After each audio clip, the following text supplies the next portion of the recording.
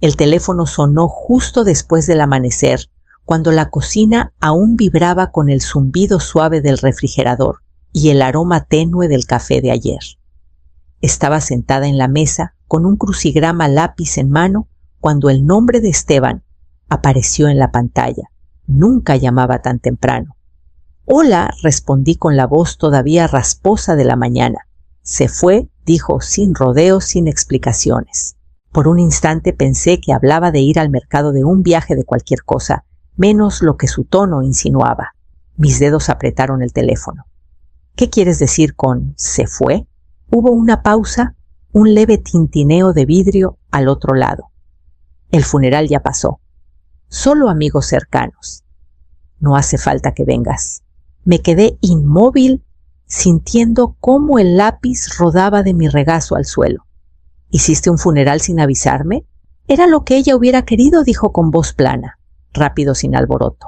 Y antes de que encontrara palabras, añadió: «Tengo una reunión. Hablamos después». Y la línea se cortó. Me quedé ahí con el teléfono aún pegado al oído, escuchando el tono vacío. La luz de la ventana atrapaba el vapor que subía de la tetera, pero no me reconfortaba. Más tarde busqué su obituario, tecleé su nombre en todas las barras de búsqueda que conocía. Nada, ni una nota en el periódico de Bahía Azul, ni un post en la galería donde trabajaba, ni siquiera un murmullo en los grupos de WhatsApp locales, donde las noticias vuelan más rápido que el viento. Me ajusté el suéter ligero sobre los hombros y me paré frente al fregadero mirando el rocío en las macetas del patio. El viento sopló, haciendo crujir las ramas desnudas, y por un momento sentí ese mismo crujir hueco en mi pecho. Si de verdad hubo un funeral, habría un rastro. Flores pedidas. Carros estacionados. Un nombre en tinta negra, para que el mundo lo viera. Pero no había nada, solo la voz de Esteban, resonando en mis oídos mientras abría el cajón donde guardaba las cartas viejas. El cajón se atascó a medio camino, como siempre, trabado en el riel disparejo. Lo jalé con fuerza y se abrió con un suspiro. Adentro había paquetes de cartas atadas con cordel postales de años atrás y una cajita donde guardaba cosas demasiado valiosas para dejarlas sueltas. Fui por la caja, mis manos moviéndose sin mucho pensar, hasta que toqué algo que no recordaba haber puesto ahí, una grabadora negra delgada, no más grande que mi palma. No era mía. Al presionar play, un estallido de estática dio paso a una voz que conocía mejor que la mía. «Mamá, hay algo importante que necesito que guardes. ¿Te explicaré pronto?» El tono de Julieta era bajo, urgente, como si hablara desde un lugar donde no quería que nadie más la oyera. El mensaje terminó de golpe con un leve roce que la cortó. Mi pulgar dudó sobre el botón de repetir, pero no pude volver a escucharlo todavía. Me senté en la mesa con la grabadora en la palma y un dolor conocido empezó a expandirse en mi pecho.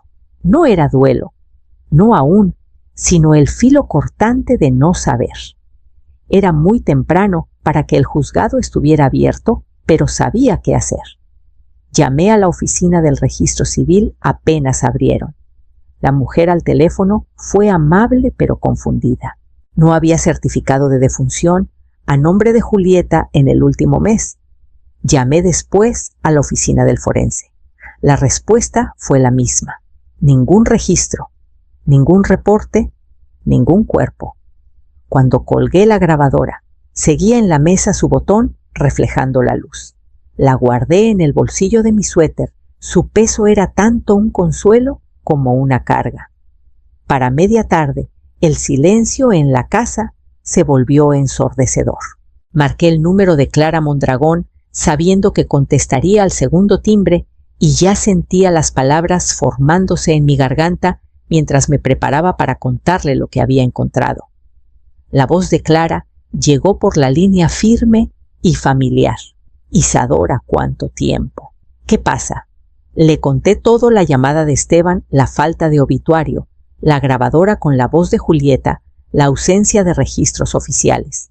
Ella escuchó sin interrumpir, como solo una vieja amiga puede, hasta que oí el leve chirrido de su silla. «Ven a la casa», dijo. «Hay algo que necesitas saber». Su estudio olía ligeramente a libros viejos y aceite de limón, igual que cuando éramos mujeres jóvenes navegando nuestras carreras. Me llevó a su escritorio de roble, donde los papeles estaban ordenados en pilas precisas. Del cajón central sacó una carpeta manila y la golpeó 2 veces antes de abrirla. «Esto», dijo, deslizando un documento hacia mí, «es una copia del testamento que tu hija actualizó hace 3 semanas.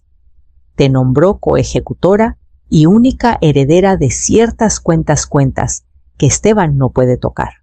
Las palabras se nublaron un momento, mientras mis ojos se fijaban en la firma de Julieta, escrita con esa letra cuidadosa y curva que tenía desde niña. «¿Por qué no me lo dijo?», murmuré casi para mí misma. Clara apretó los labios. Mi apuesta es que no tuvo tiempo, o temía que alguien la estuviera vigilando. Nos quedamos en silencio un rato, el peso de los papeles entre nosotras. La luz fluorescente de la lámpara hacía brillar la tinta con un destello casi metálico. Si Esteban quería controlar esos bienes, tendría que sacarte del camino, continuó Clara. Para siempre, o de alguna otra forma. Sentí un cambio en el aire dentro de mí. No pánico, sino una claridad fría asentándose. Clara alcanzó otra carpeta, pero se detuvo. «Si quieres indagar más, debes ser cuidadosa, muy cuidadosa». Asentí lentamente guardando el testamento en su carpeta. Cuando me levanté para irme, su mano rozó la mía, un recordatorio silencioso de los años en que confiamos la una en la otra. Al salir al aire fresco, mi mente ya estaba girando hacia el estudio de Julieta.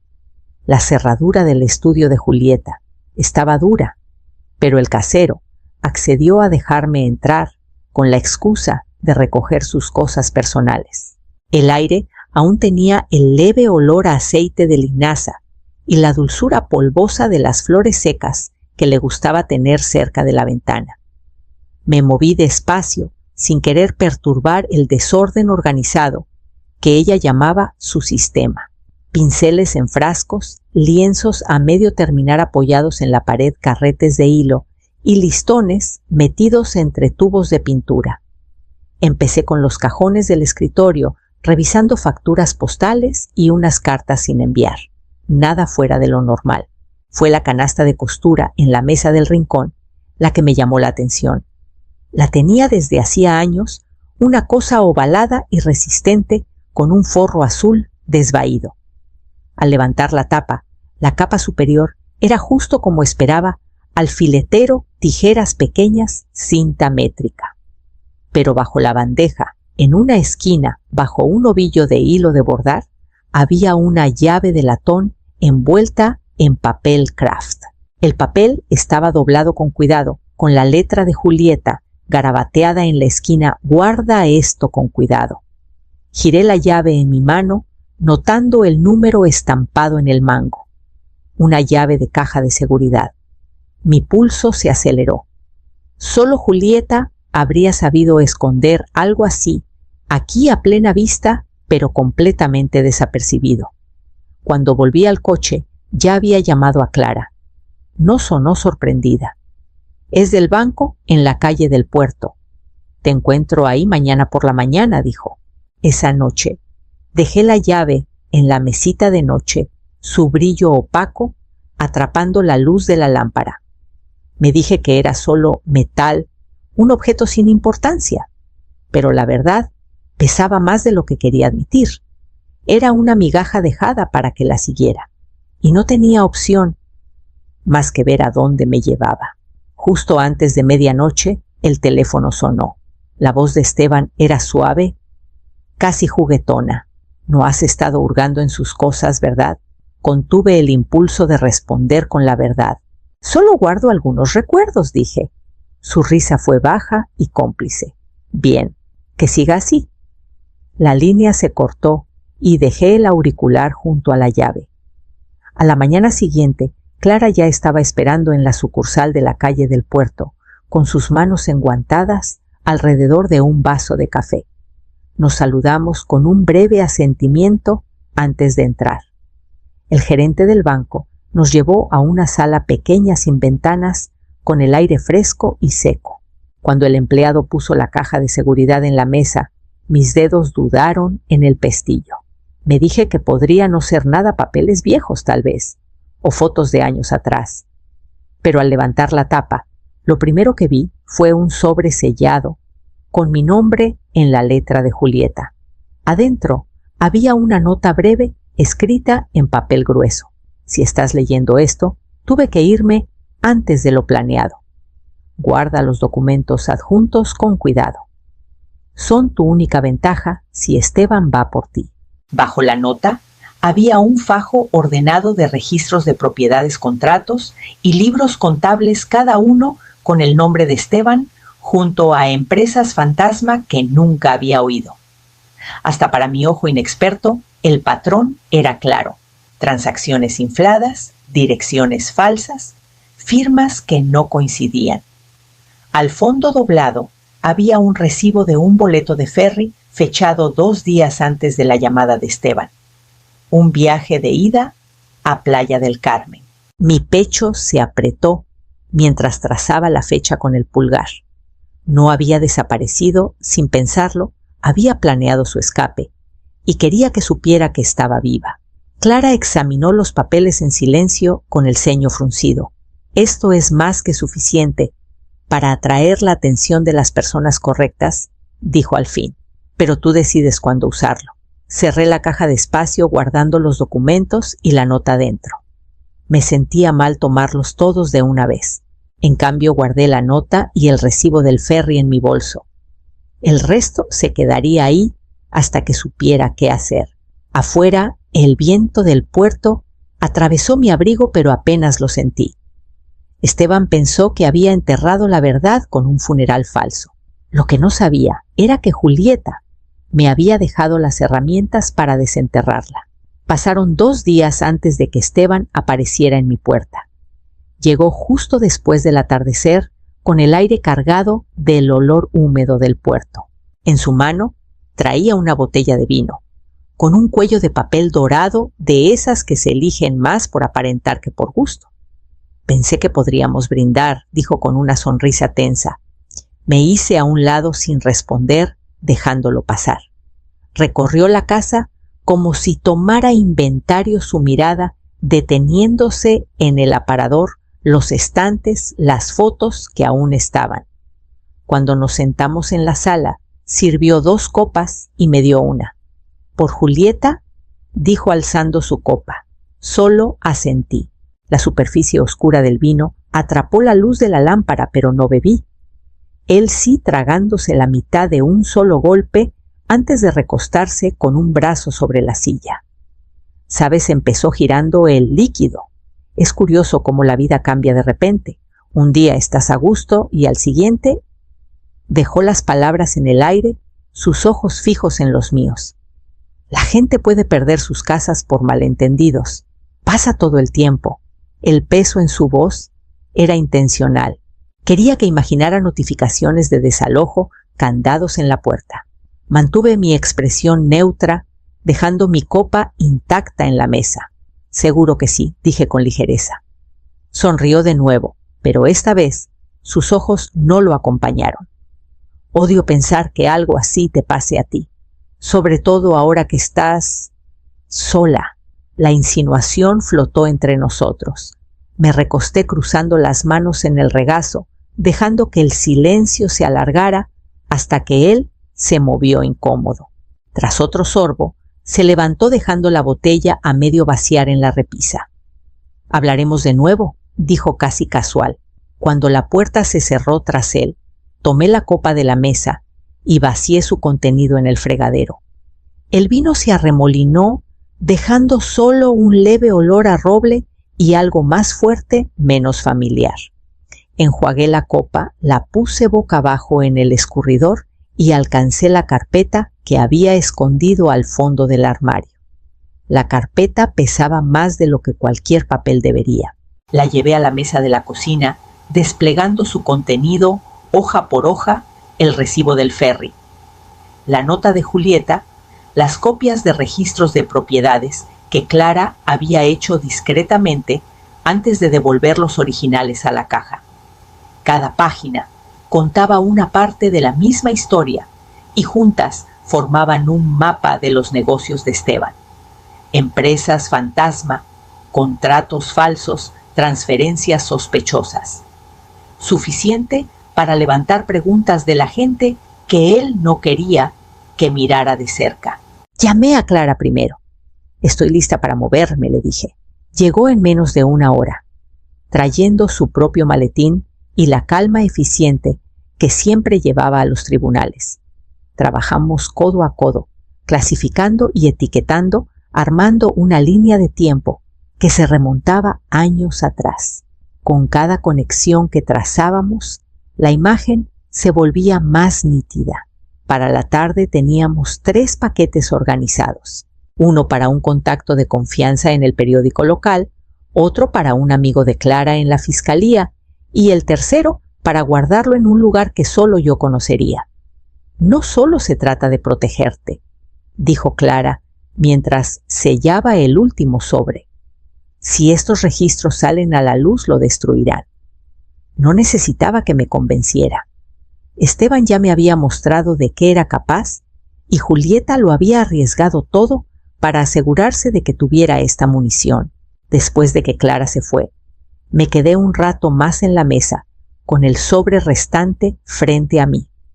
Mis dedos rozaron la letra de Julieta en la nota. La imaginé subiendo a ese ferry con la mirada al frente, cargando el peso del miedo y la determinación a partes iguales. Guardé el sobre en mi bolso, metiéndolo bien en el bolsillo interior. Mañana haría la primera entrega.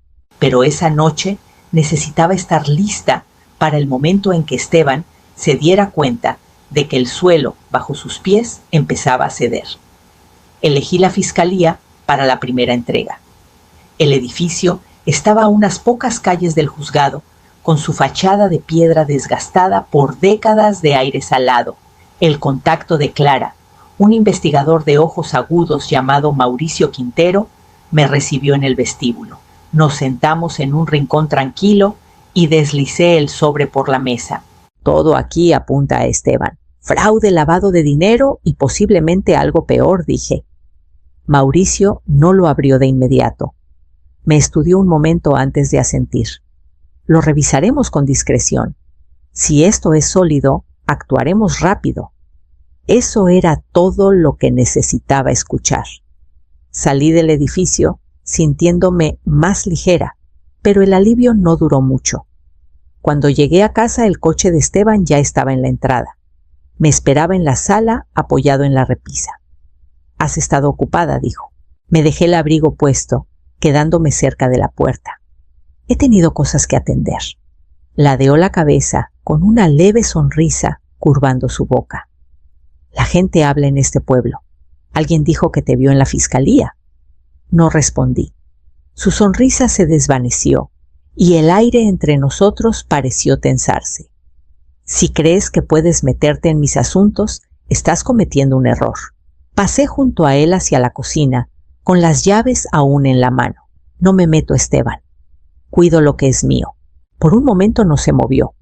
Luego me siguió, quedándose en la entrada de la cocina. «¿Te vas a arrepentir?», dijo sin rastro de calidez en su voz. Sostuve su mirada, dejando que el silencio pesara. Finalmente se dio la vuelta y se fue sin otra palabra. El sonido de su coche al arrancar fue cortante contra la quietud de la casa. Cerré la puerta con llave y saqué el segundo sobre de mi bolso, el destinado al periódico local. Saldría mañana, y cuando lo hiciera, el mundo de Esteban empezaría a achicarse aún más rápido. A la mañana siguiente entré al periódico de Bahía Azul con el segundo sobre en un bolso de lona sencillo.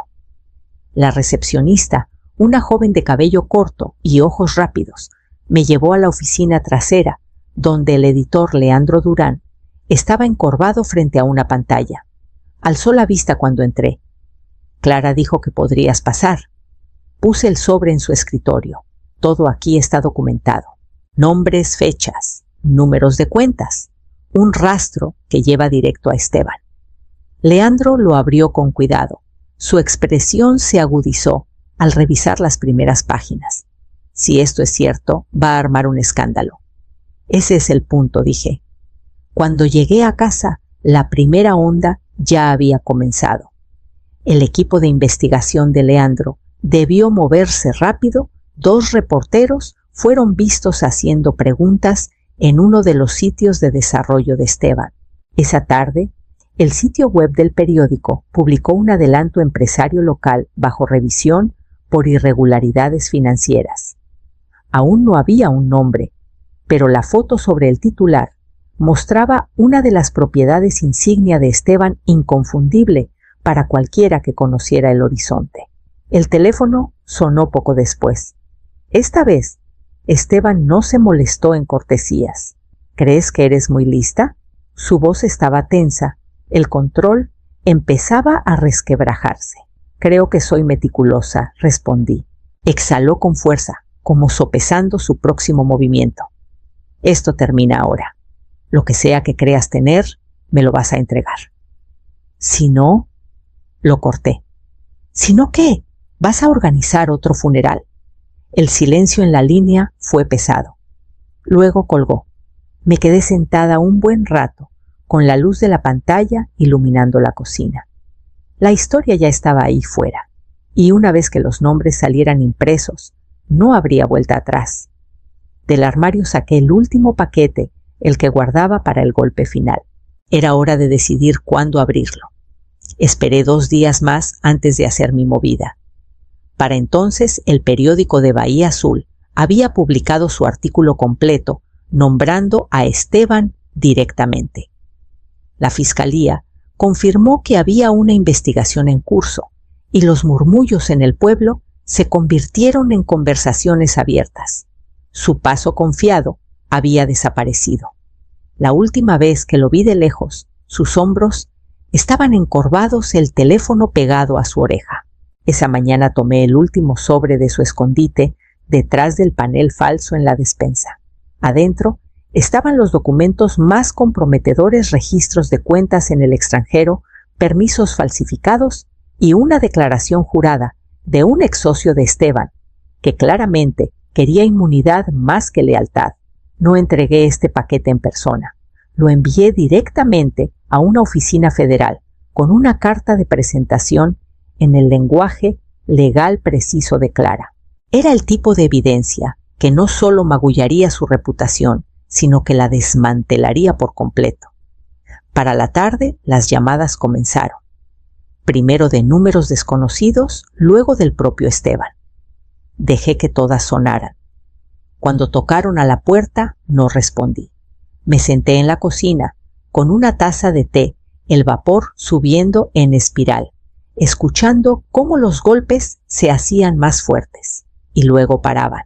Por la ventana delantera vi a Esteban en el porche, con el traje arrugado, los ojos mirando hacia la calle como si temiera ser visto. Se quedó menos de 1 minuto antes de volver a su coche y marcharse sin mirar atrás. Al día siguiente, agentes federales llegaron a su oficina. Para la noche, corrió la voz de que lo habían llevado a interrogar. No hubo más vino, ni más amenazas, ni más llamadas suaves, solo el eco de su ausencia. Volví a poner la nota de Julieta en la caja de seguridad junto al sobre vacío. Ella estaba a salvo y sabía que no pasaría mucho antes de que regresara a la vida que había luchado por recuperar. Había cumplido mi promesa sin decir una palabra en voz alta. La casa volvió a estar en silencio, pero esta vez se sentía como paz.